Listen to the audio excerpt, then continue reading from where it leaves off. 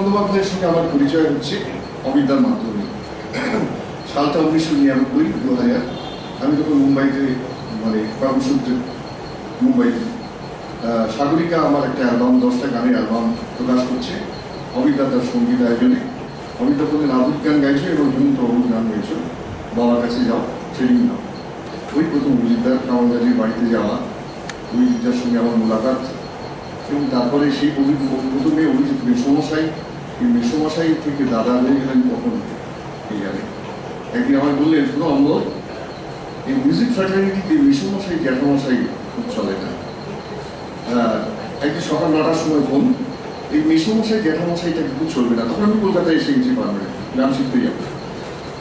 আজ থেকে আমি অভিজিৎ দাদা।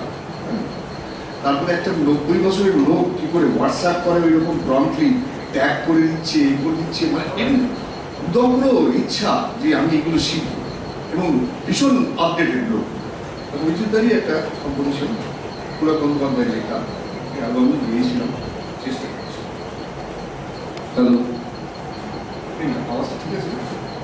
হ্যালো, ঠিক আছে গো?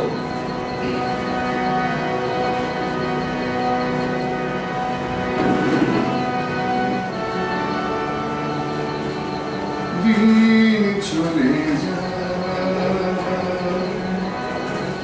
সবই বদলে যায়,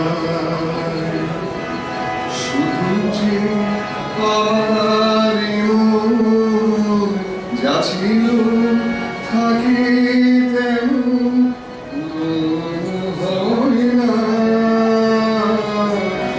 দিন চলে যায়, সবই বদলে যায়, শুধু যে আমার মন যা ছিল থাকে তেমন হয় না। দিন চলে যায়,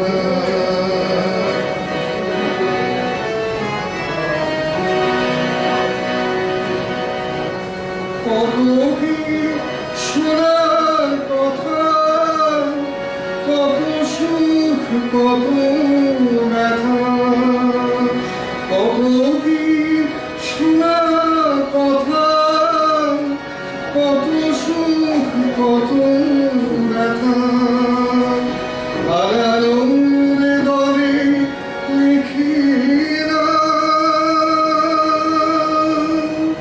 শুধু তুমি যে